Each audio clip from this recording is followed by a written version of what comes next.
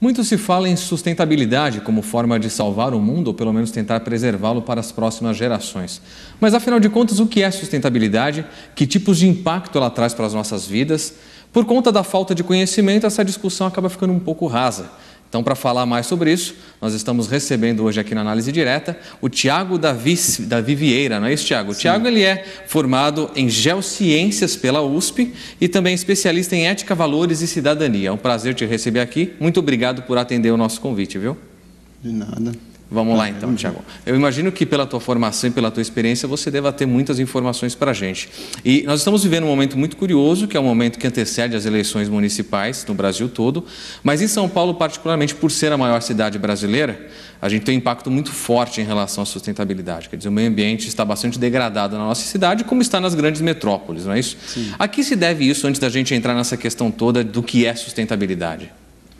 Bom, a temática ambiental, ela começou a ser tratada recentemente, no final da década de 80, 90, é que começou a se falar das questões ambientais enquanto problema. Então, dada a expansão territorial do município de São Paulo, estas questões, a falta de planejamento, o crescimento desenfreado, fez com que essas questões não fossem levadas tão a sério. E aí, a partir do final da década de 90, até os dias de hoje, é que começou a se falar bastante nessa temática ambiental por diversos problemas que vêm acontecendo, que vêm surgindo no município. Eu te perguntei isso, Tiago, até em relação às eleições, pelo seguinte: os próximos prefeitos das grandes metrópoles, e citando São Paulo como exemplo por ser a maior cidade do país, vão encarar um grande desafio, que é justamente esse. Quer dizer, a gente viveu recentemente um inverno bastante seco, né? Algo bem incomum, com temperaturas elevadas, com clima seco, a baixa umidade do ar, que gerou uma série de problemas de saúde. E tudo isso é uma questão de sustentabilidade e meio ambiente também. Exatamente. Agora, que tipo de desafio você imagina, por exemplo, quando a gente pergunta para um candidato sobre a questão de sustentabilidade em São Paulo? As propostas são muito rasas. A gente vê, inclusive, a questão de vamos mudar o combustível alternativo, quer dizer, hoje o combustível é fóssil, nós vamos transformar num combustível renovável para a frota de ônibus ou para a frota de táxi. Quer dizer, essas ações, você acredita, pela tua experiência e estudo, que são ações que vão, a médio prazo, tentar minimizar o que a gente enfrenta hoje de meio ambiente como degradação? Sim, como você falou, são propostas superficiais mesmo. Você tenta mitigar um problema de um lado e acaba causando problemas de outro. Então, você troca um combustível pelo outro e aí começa a ter problemas com outro combustível em relação à falta, a demanda muito grande, acaba virando um modismo também. Se o combustível é bom para o meio ambiente, então vamos passar a comercializá-lo, vamos passar a vender. E isso também gera um outro problema, que é o do consumo. Consumo muito grande, um consumo acelerado, porque aquilo está em voga, está em moda no momento. E, infelizmente, Tiago, as pessoas reduzem muito essa discussão toda de sustentabilidade à coleta de lixo. Eles acham que é isso. A gente precisa deixar mais amplo. O que de fato é sustentabilidade, de um modo geral, assim, não sei se de uma forma científica talvez fique um pouco, mas de uma forma simples. O que é sustentabilidade para quem está nos assistindo, para que possa entender melhor? Bom, essa questão de sustentabilidade, meio ambiente, ele começou por volta da década de 60, quando uma escritora norte-americana escreveu um livro que se chama Primavera Silenciosa, e nesse livro ela mostrou toda a problemática que se tinha de trabalhar com inseticidas, com os DDTs. Esses inseticidas nas lavouras começou a ter diversos problemas com os passarinhos, as cascas dos ovos desses pássaros começaram a ficar mole, e a partir disso, então, começou a se olhar com outros olhos para o meio ambiente, para a questão ambiental e para esse crescimento desenfreado. Já na década de 80, a ONU se atentou mais para essas questões e, mais ou menos por volta de 87, teve uma convenção, e dessa convenção saiu o que eles chamam de relatório Brundtland, que é o nosso futuro em comum. E a primeira vez foi usada nesse relatório, pela primeira vez, o termo sustentabilidade, que ele significa que é você preservar, garantir os recursos naturais para as gerações futuras, mantendo as gerações atuais. Quer dizer que, a grosso modo, se a gente fizer uma conta assim meio rápida de cabeça, a gente vai para quase meio século, quase 50 anos de discussões sobre sustentabilidade. E discussões mesmo, porque na verdade nada se resolveu de fato, não é isso, Tiago? A gente percebe que algumas ações paliativas são tomadas pelo poder público em algumas regiões, em alguns países, mas nada que pudesse ainda se reverter em resultados palpáveis, né? Exatamente. E nesse tempo que você falou, tem também o crescimento. Então, se falando especificamente na cidade de São Paulo, foi necessário, com o crescimento do capitalismo, com o crescimento da indústria, foi necessário transpor a cidade de norte a sul, de leste a oeste. Então, criou-se grandes avenidas, teve a fabricação de vários carros, modelos de carro. Então, se você pegar, por exemplo, as fotos mais antigas, construção da Marginal Tietê, da Marginal Pinheiros, você vê que era tudo várzeas de rio. A Marginal Tietê, por exemplo, ela foi construída na várzea do rio Tietê. E já naquele tempo não se sabia, não se atentou para um estudo mais específico em relação ao meio ambiente, que ali era uma várzea e que naturalmente, quando chovesse, ela ia encher, ela ia alagar. Então hoje tem todo o problema das enchentes em São Paulo, que aos poucos agora, depois de muito tempo, é que começou a melhorar, mas ainda é muito incipiente. Então, uma falta de conhecimento sobre o meio ambiente que fez com que construísse uma avenida num lugar onde naturalmente enche, vai encher e continua enchendo. Aliás, quando você fala sobre a questão do Rio Tietê, é muito curioso porque existe um projeto que se fala também há muito tempo de despoluição desse rio, né? Até para utilização como meio de transporte fluvial, que eu acho que é muito difícil em São Paulo de acontecer por uma série de interesses. Mas a tua visão, pela tua experiência, você acha que é possível despoluir um rio que tem, eu não sei se qual que é pior, se é o Tietê ou se é o Pinheiros. Quando a gente trafega de carro por qualquer uma das avenidas, seja da Marginal Tietê ou Marginal Pinheiros, você percebe que o odor é terrível, você não aguenta. É possível despoluir tanto um quanto o outro? Sim, é possível. Você tem outras cidades no mundo em que rios como o Tietê, como o Pinheiros foram despoluídos e hoje serve para lazer, para navegação. E essa questão do Tietê ela é muito interessante, porque a educação ambiental no Brasil, ela começou de fato, o questionamento ambiental no Brasil começou de fato no Tietê. Foi o que chamou a atenção das pessoas. Exatamente. Para que mais ou menos na década de 90, tinha-se já uma mobilização ali social pela causa do Tietê. Rádios, jornais criaram um baixo-assinado, conseguiram mais de 1.200.000 assinaturas pelo fato de ser um rio extremamente poluído e ainda assim viverem às margens daquele rio, capivara, jacarés. Quando apareceu um jacaré, ele foi muito utilizado na mídia para se falar dessas questões. Então, conseguiram assinaturas para abaixo-assinado, onde hoje foi o maior número de assinaturas colhido para essa causa, para a causa ambiental. Juntou-se um dinheiro muito grande em campanhas para a despoluição do rio Tietê. E em 92, com a Rio 92, com a Eco 92, as questões ambientais no Brasil passaram a ter um pulso mais firme, foram tratados com um pulso mais firme, e aí criou-se então o programa de despoluição do rio Tietê, que foi de 1992 e vai até 2015. E é possível, assim, antes desse crescimento exponencial do município, o rio Tietê era navegável, tinha-se competições de natação, competições de canoagem no Clube Espéria, por exemplo.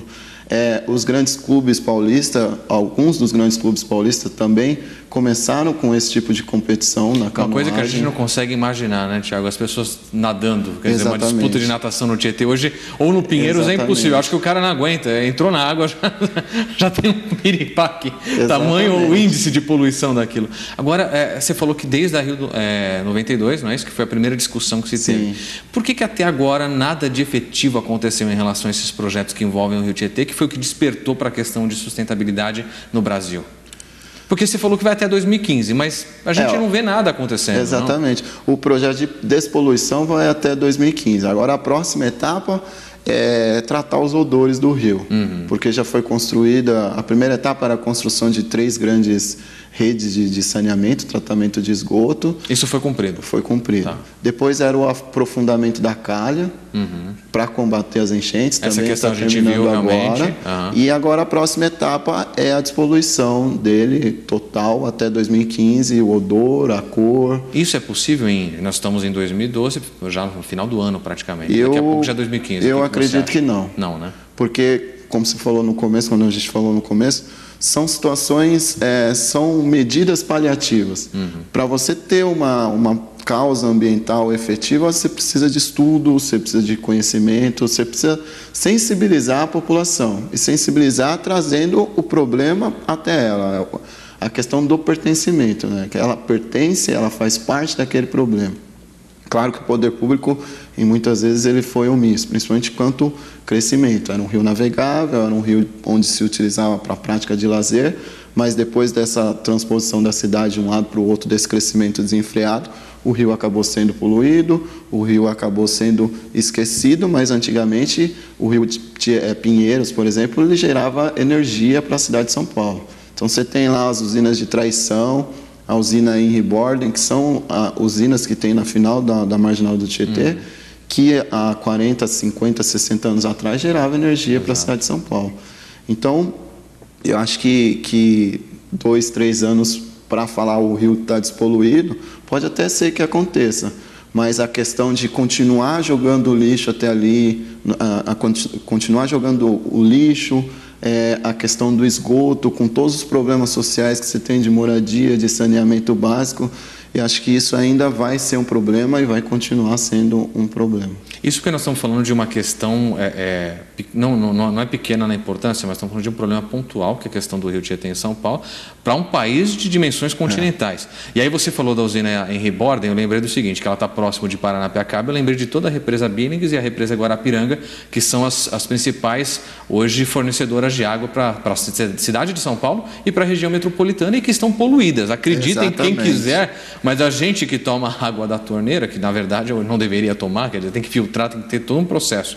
Mas a água que em tese a gente bebe, às vezes é uma água que vem do Rio Pinheiros, não é isso? Sim. Porque me explicaram o seguinte, você pode dizer melhor do que eu, Tiago, que me parece que quando enche demais o rio, ele transborda um pouco para Guarapiranga e também para Billings. Sim. E a gente toma essa água. O controle de enchente. Então tem a usina de Traição, que quando o rio está em alta, ele é bombeado no sentido contrário. E o sentido contrário dele é a represa Billings. Então, parte dessa água que é bombeada para o sentido contrário cai na represa Billings. Que coisa. Olha, tem muitas informações importantes que você vai entender hoje sobre essa questão de sustentabilidade, não só na cidade de São Paulo, a gente está pegando alguns exemplos aqui na abertura do programa, mas vamos falar dessa visão para o Brasil todo, porque é muito importante que se discuta isso. Mas a gente vai para o intervalinho, daqui a pouquinho de volta com a análise direta, a gente volta a conversar com o Tiago sobre essa questão, meio ambiente, sustentabilidade, poluição, preservação, por isso não saia daí.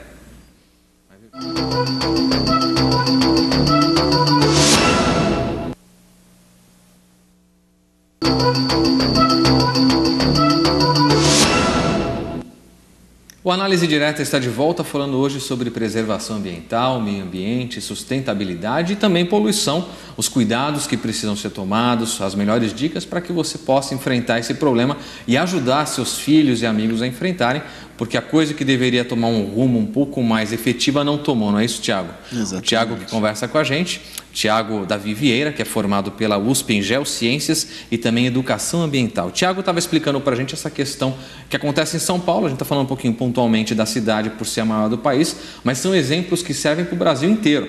E a gente estava falando sobre o Rio Tietê e Rio Pinheiros, que são dois exemplos máximos de poluição, e essa questão da água que a gente bebe. Ô, Tiago, eu lembrei do seguinte, já que você falou da Billings, né, que é o sentido contrário, por isso que quando o Pinheiros enche, ele transborda, então a água vai para a represa Billings, que abastece a região metropolitana.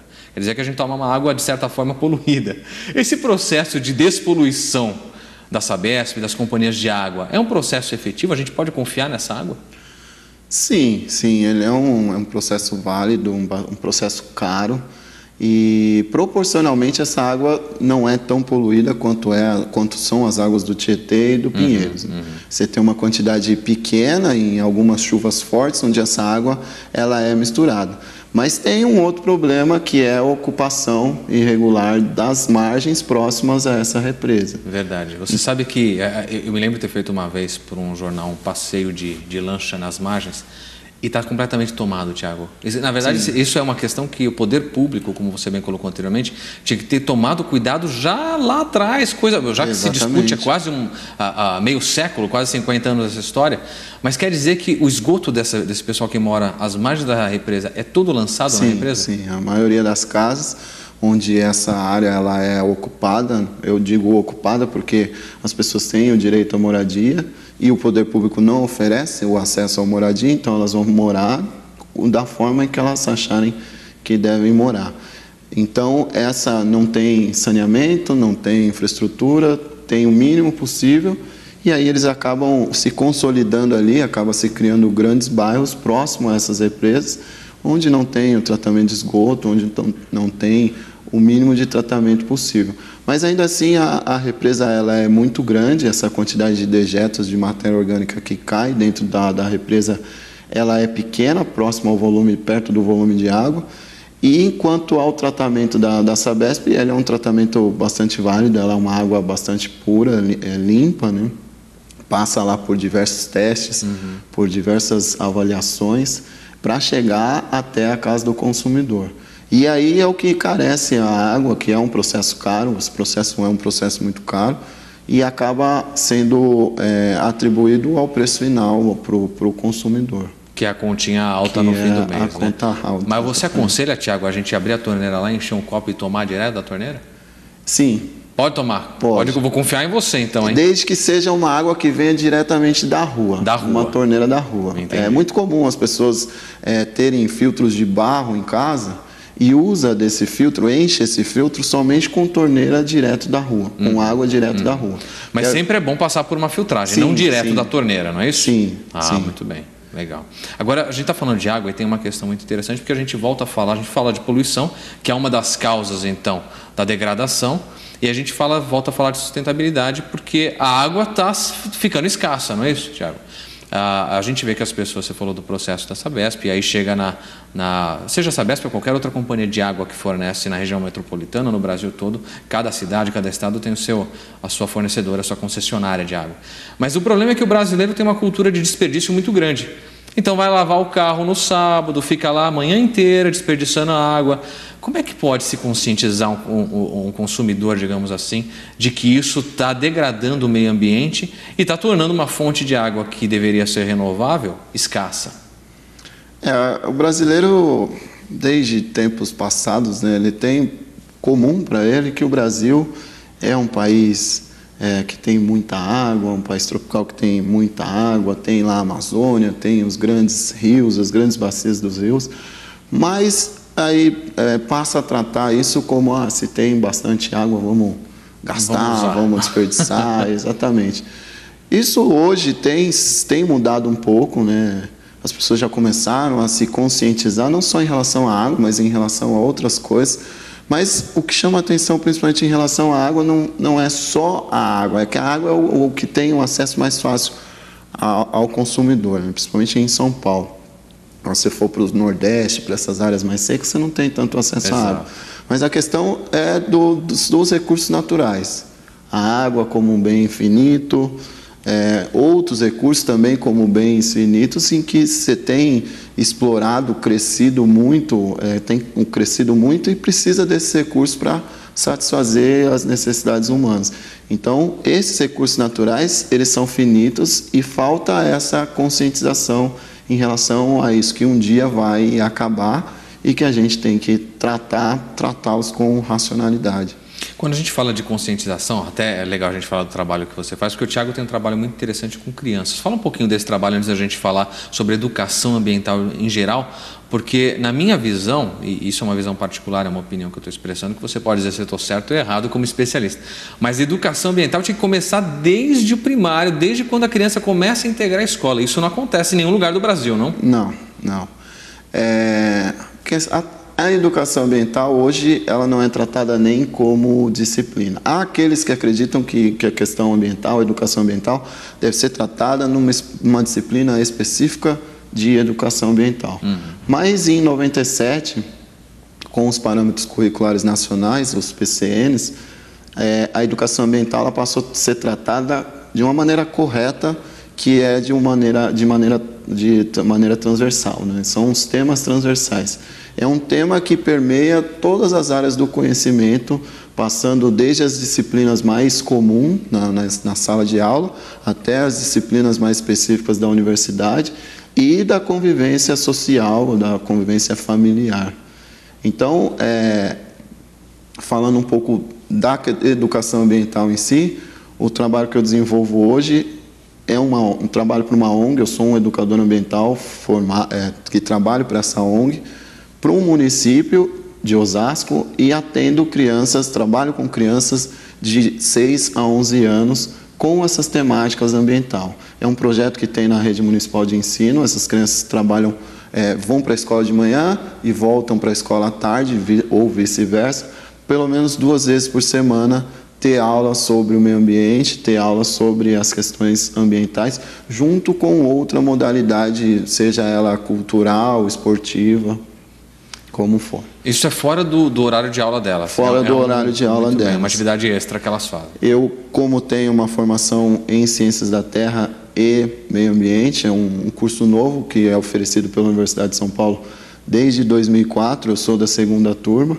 Então, é um curso novo, as pessoas não conhecem, mas aos poucos a galera, o pessoal que está se formando, está se mostrando no mercado de trabalho e está ressaltando principalmente a importância que é se tratar dessas questões ambientais, a ideia de conhecer para preservar e começar principalmente pelos pequenos, por dentro de casa, com os pais, com os familiares, com os irmãos.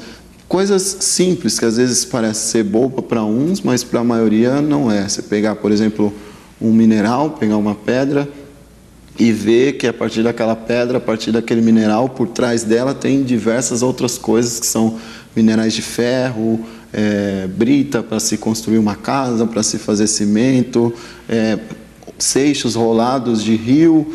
Ele estava dentro daquele rio, as crianças já pegam aquilo, já imaginam, aí você pode tratar de onde será que veio esse mineral, de onde será que veio essa pedra.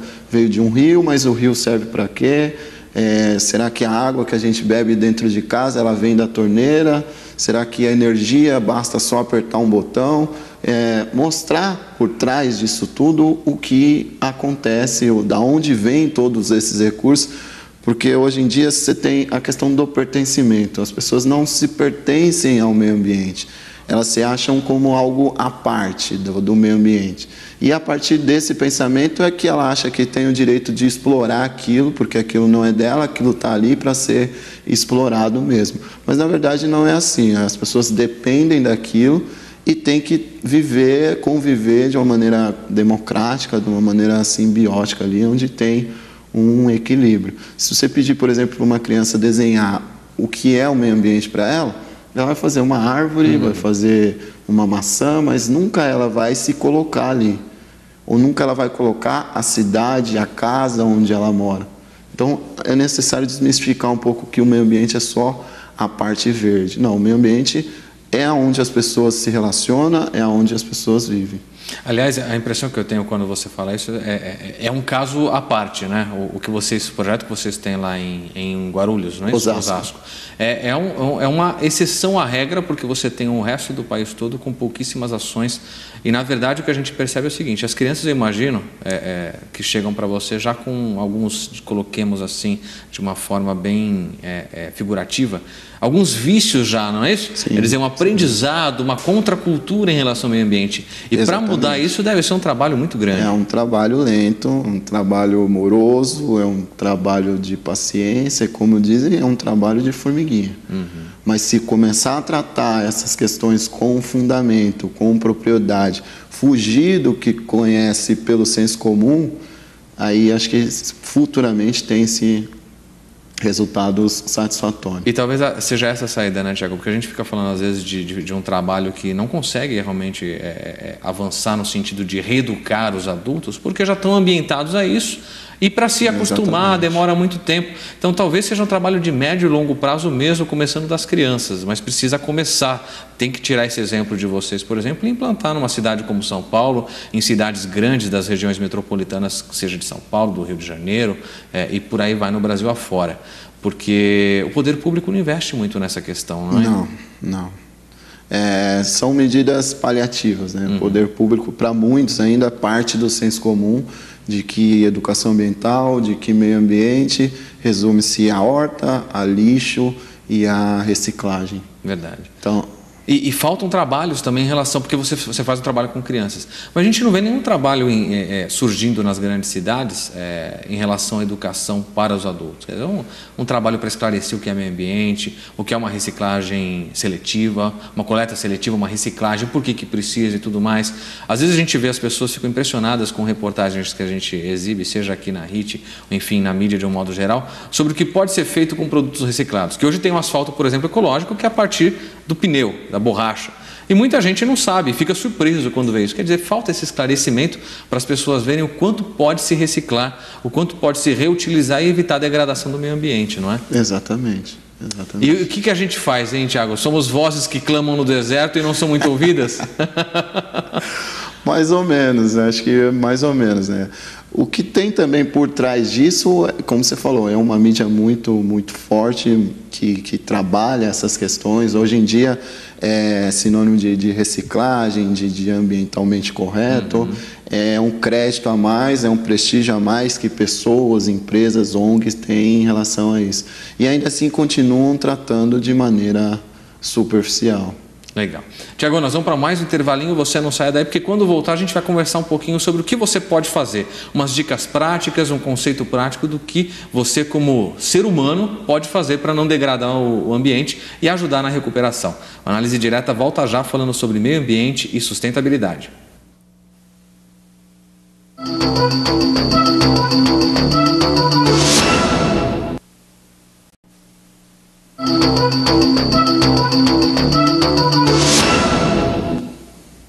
O Análise Direta está de volta falando hoje sobre meio ambiente, poluição, sustentabilidade, preservação ambiental, que todo mundo sabe de cor e salteado alguns conceitos, digamos assim, implementados aí pelo poder público, mas a fundo mesmo muita gente não está muito preocupado com isso. Mesmo porque não existem hoje projetos eficazes no Brasil para que se entenda e se eduque desde crianças nessa questão ambiental. E quem conversa com a gente sobre isso hoje é o Tiago Davi Vieira, que é formado em Geociências e Educação pela USP e também é especialista em ética, valores e cidadania. E é sobre isso, né, Tiago, que a gente vai falar agora.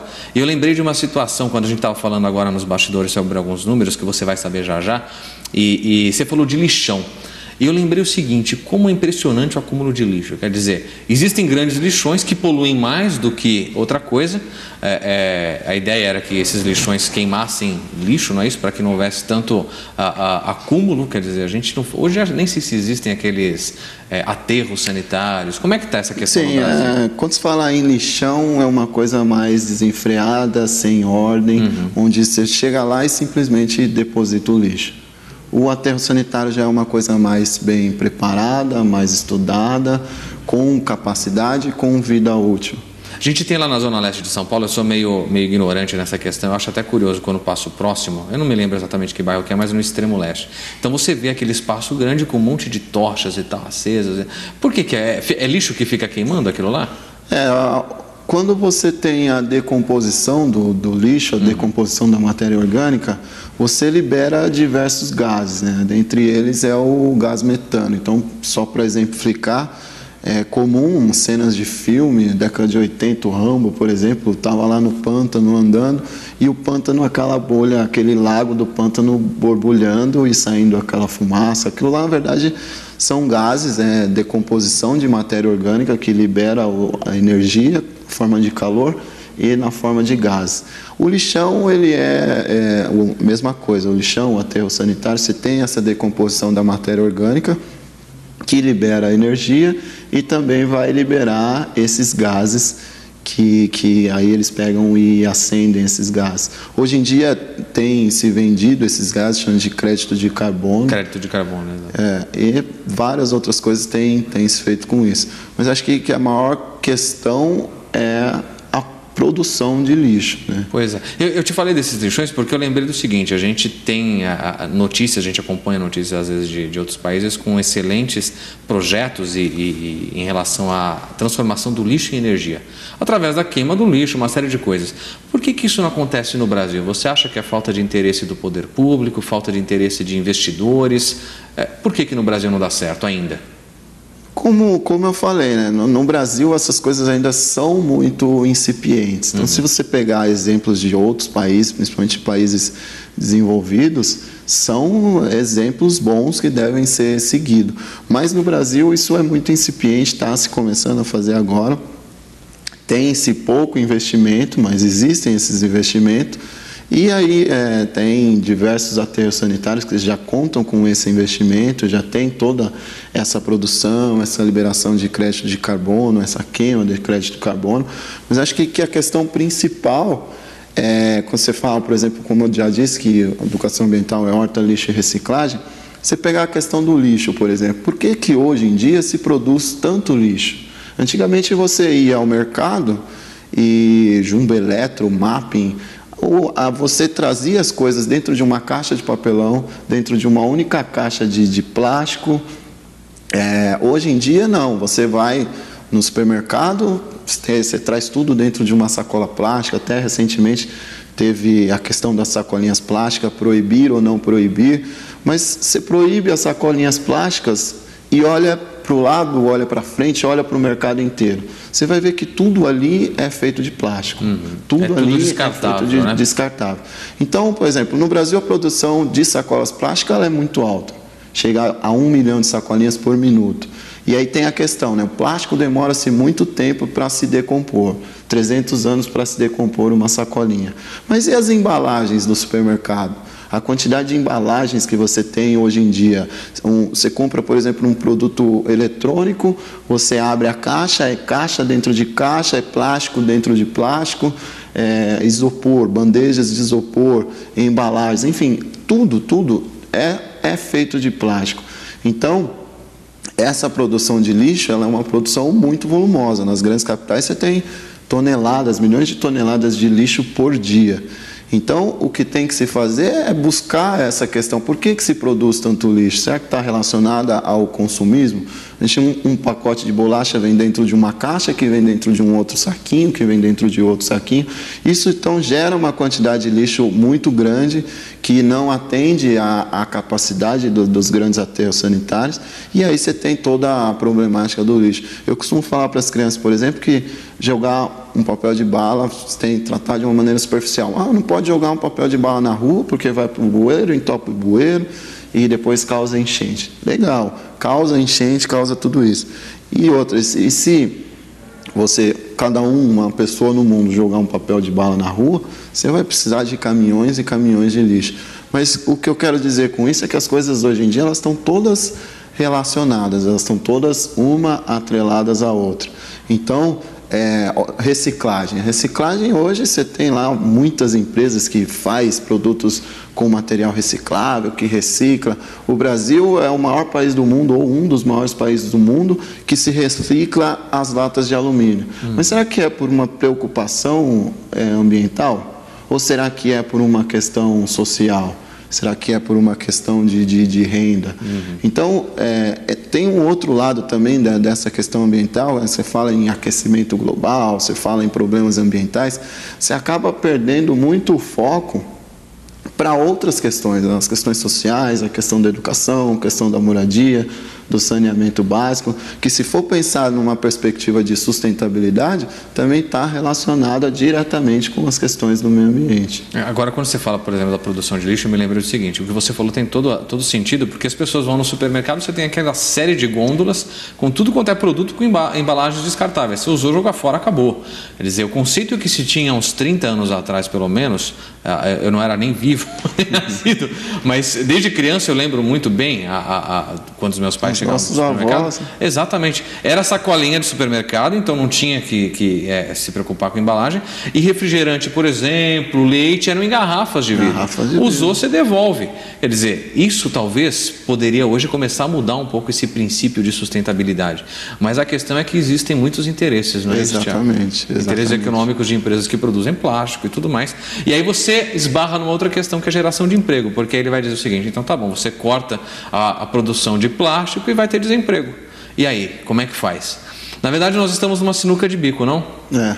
De certa forma, mas precisa fazer alguma coisa, porque senão não vai ter planeta. E não é brincadeira, a gente fala, não vai ter planeta, não, mas isso vai demorar muito para acontecer. Você acredita que as nossas próximas gerações, digamos assim, os seus netos, vão viver numa condição pior ou melhor do que nós estamos hoje, dado a falta de conscientização ou a melhoria da conscientização que já se tem hoje?